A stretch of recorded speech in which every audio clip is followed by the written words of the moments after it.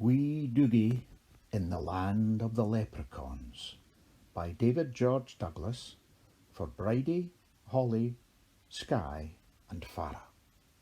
This is number 4 in a series of 12. A long, long time ago, when the originals appointed the White Witches to guard the entry points to their world, they did not think that 1,000 years later those same openings would still require protection against human invasion. The elf councils throughout the land had discussed possible solutions without coming to any clear decision. And it was no different in the Glen of Kilkettle in the Scottish Highlands, where wee Dougie had lived out his 178 years. This is still young in elf years, as council elders cannot be appointed until they are at least 250 years old. Dougie lived in a small settlement called Drumbodnod, one of many spread throughout the glen, and he occupied a converted badger set, together with his faithful pet haggis, Shugel, and Morag, his small Shetland pony. On this particular afternoon, the three friends were lazing by one of several streams which ran through the glen, enjoying a spot of fishing with Dougie's elf pals Bampot, Crabbit, Egypt and Gallus. These four were forever giving Shugel a hard time, as he was rather full of himself and not the bravest haggis in the world. They were approached by a large red deer stag with a full set of impressive antlers. Wee Dougie, you're required at the hall," he said with a shake of his head. "Tell them you're busy," said Egypt. "Fishing is far too important to give up for a meeting of old numpties." With a quick flick of his antlers, the stag hooked Egypt by his shirt collar and deposited him in the middle of the stream. The others fell about laughing as Egypt struggled to the bank, and the stag said, "A little respect, please, for your betters." Egypt surprised the little group by breaking into a large grin as a plump trout fell out of his shirt. "So there's more than one way of fishing then," he chuckled. When wee Dougie reached the hall of Tillylair, some of the elders were leaving and told Dougie that their clan leader, Callum Kilkettle of Kilkettle, was waiting for him inside. As he entered the building, Dougie saw his chief staring at the empty fireplace, deep in thought. "Ah, Dougie, here you are.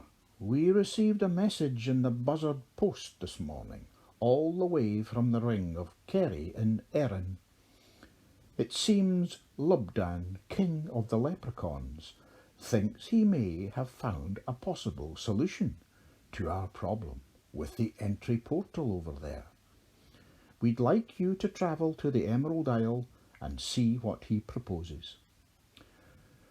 Wee Dougie quickly agreed, and then discussed what route he should take, where to shelter overnight in Scotland, and Callum was able to confirm that the Leprechauns would arrange safe passage throughout Erin to the ring of Kerry. Once his preparations were in place, Dougie saddled up Morag, strapped Shugel on his back, and rode out of the glen, heading for the southwest corner of Scotland. They stopped off at other elf settlements, as well as with goblins, gnomes and fairies, who all had a vested interest in the replacement of the guardians. It was a beautiful, clear summer's afternoon when they had gone as far as they could and stood on the shoreline looking westward. In the distance they could just make out a vague impression of land, and wee Dougie pronounced, "That's where we need to get to." As they sat down on the rocks to have something to eat and drink, they noticed a pod of dolphins leaping through the water, heading in their direction. One nosed in and announced, "Just wait there and finish eating. It's too far for us to carry you, but we bumped into a porpoise who'll be here shortly." Not long after, a porpoise did appear, carefully making his way into the shallows. "Hi, I'm Patrick, and I can get you over this afternoon. It's a lovely day and the sea is calm. It should make for an easy crossing." "Thank you, Patrick," said Dougie. "I was wondering how we would make it. You don't know Wally by any chance?" "Oh, yes. He's my fourth cousin, twice removed," he replied. Dougie tried to work that out in his head, but gave up. Instead said, "He's a lovely lad. He gave us a ride up to the Arctic a couple of years back." Dougie, Shugle and Morag climbed aboard, and Patrick headed out. He was true to his word, and it seemed no time at all before they stepped ashore on Erin. They called out their thanks to Patrick and took in their first sighting of this Emerald Isle. They had not travelled very far at all when they came across a strange-looking, small man, all dressed in green, and sitting cross-legged on a roadside stone, smoking a pipe. "Top of the morning to you," the man said. "But it's evening," countered Shugle. "Not the top of anything." "Don't go getting uppity wi' me, you haggis you," said the man in a very broad Erin accent. "Are yous wanting a bed for the night or not?" Wee Dougie, realising that the small green man was a leprechaun and must have been sent to meet them, asked, "Do you know who we are?" "Aye," came the reply. "You'll be wee Dougie.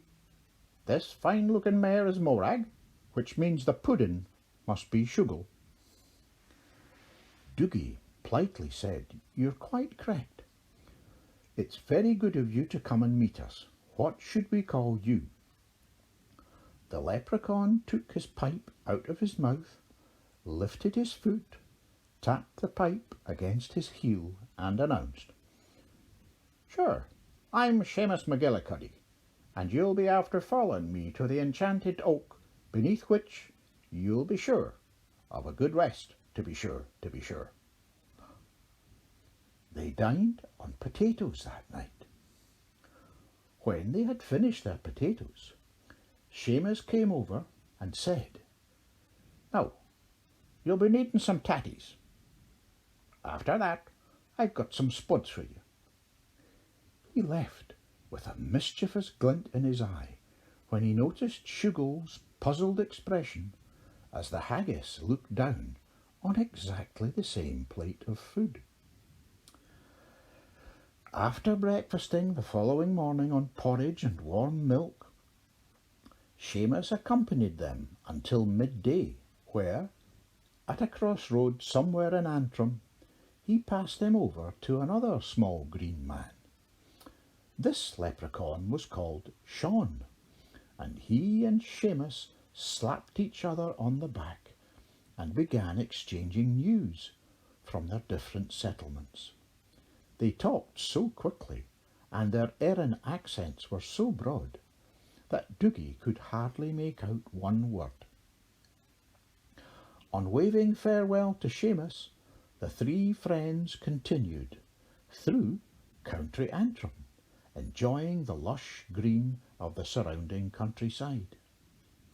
Throughout the following days, they crossed the counties of Tyrone, Fermanagh, Sligo, Mayo, Galway, Clare, Limerick, and finally Kerry, staying in friendly leprechaun villages, sometimes in trees or caves or hillside diggings.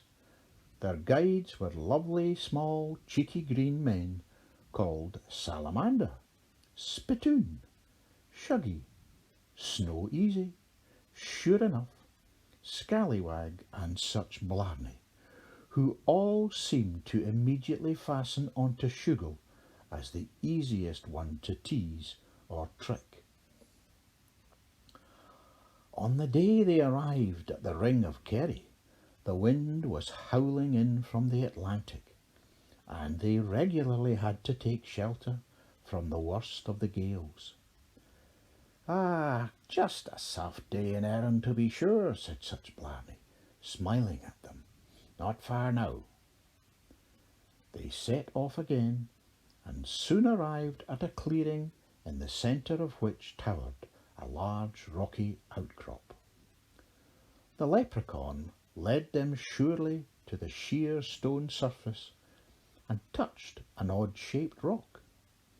Immediately the wall in front began to slide open, and such Blarney ushered them into the hall of the leprechaun kings. Morag was asked if she would like some oats and to rest for a while in the king's stables. Wee Dougie and Shugo carried on, and eventually came upon a large circular banqueting room, at the far end of which was seated Lubdan, king of the leprechauns, surrounded by little green men, seated with their legs crossed and all smoking pipes of different shapes and sizes. Wee Dougie stepped forward to introduce himself, but the haggis beat him to it, announcing, "Pleased to meet you. My name is Shugo MacDougall of Auchenboogle." The little green men all turned towards Lubdan, grinning wickedly, as though they knew what was coming. "Ah, haggis," he said. "I'm Lubdan, king of all leprechauns, steward of Shannon, Liffey, Blackwater and Foyle, keeper of Derry, Dingle, Down and Dundalk.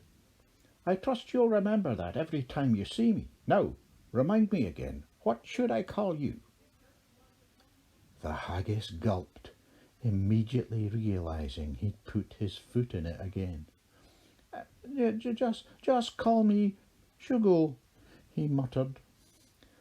The leprechauns chortled loudly at Shugo's embarrassment. Lubdan tilted his head to one side and said, "Ah, well, in that case, Puddin', you can call me Sire or Your Majesty.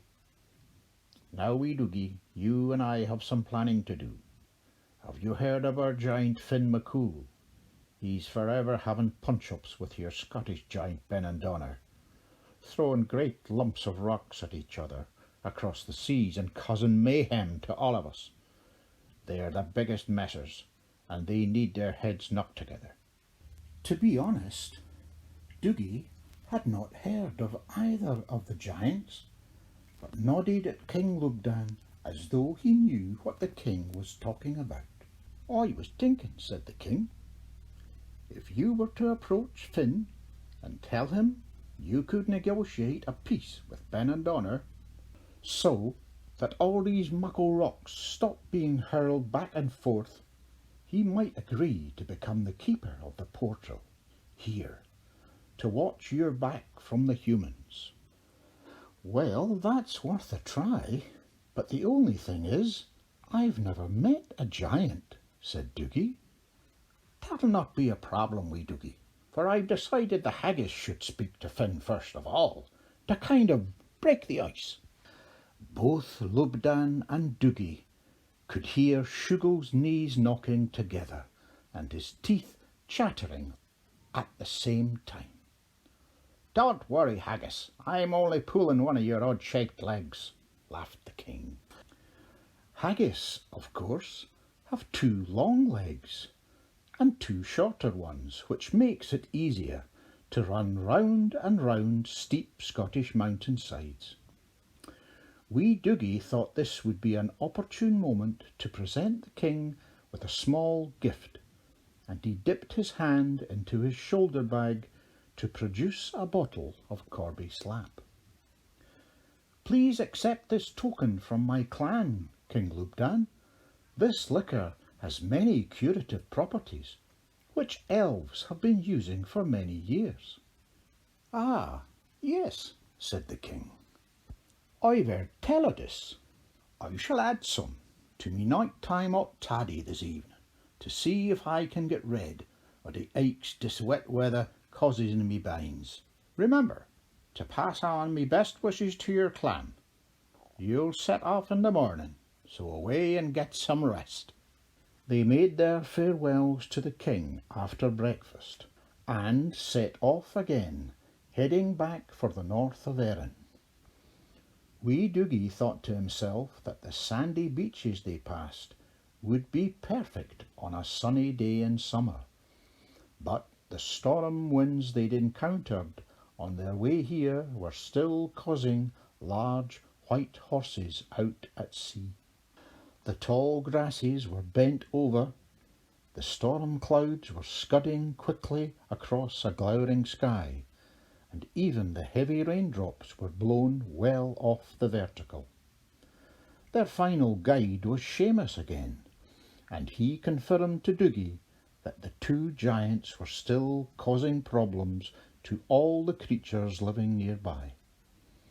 As the small party approached the coast, they were just in time to see a large rock come hurtling through the dark sky and splash into the sea, causing the white horses to get bigger and bigger as they plunged onto the shore. "Take that, you Irish messer!" came a hoarse voice from out of the gloom. Then they saw a huge man shape returning the rock into the clouds before retorting, "Have it back, you Scots numpty!" "Oh, you'll have your work cut out with these 2 idiots, to be sure, said Seamus.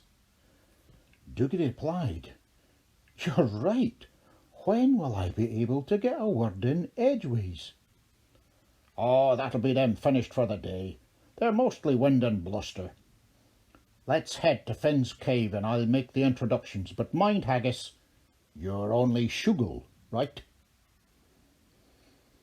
They looked around for the haggis and noticed Morag nodding towards her saddlebags.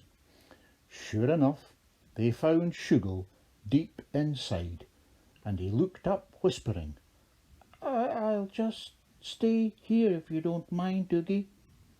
Seamus waved at the giant, and he had to lower his great head to hear from the leprechaun that Dougie had travelled a long way to see him, and had King Lubdan's approval. Finn MacCool made to shake hands with Dougie, but his large paw stretched up to the elf's armpit. Wee Dougie proceeded to explain the proposal which he and King Lubdan had discussed. Of the 2 giants, Ben and Donner on the faraway shore was the much larger, and Finn MacCool knew this. He was fearful of the Scottish giant, but he didn't know that Ben and Donner had very poor eyesight and couldn't tell how much larger he was. Wee Dougie asked Finn MacCool if he could return to Scotland and persuade Ben and Donner to agree to a ceasefire. Would Finn become the guardian of the entry portal to their world on Erin? A new guardian was required to replace Drohiga, the White Witch who had recently passed away after carrying out this duty for over 1,000 years. Finn didn't take long to see the benefits of this, and agreed to visit King Lubdan in the Ring of Kerry to finalise his duties once confirmation of the arrangement reached him by the buzzard mail. The three friends made their way back to Scotland and discovered that Benandonner was indeed much bigger than Finn McCool, but on hearing from Dougie how strong and fierce Finn was, the poorly sighted giant readily agreed to the ceasefire. About a week later they arrived back in the glen of Kilkettle, and Callum lost no time in summoning the buzzard mail to get messages sent to both Finn McCool and King Lubdan that the fighting should cease and the portal would be safe for many years to come. "Now, can we get back to the important matter of fishing?" said Egypt when wee Dougie bumped into his friends on his way home to Drumbodnod. The end.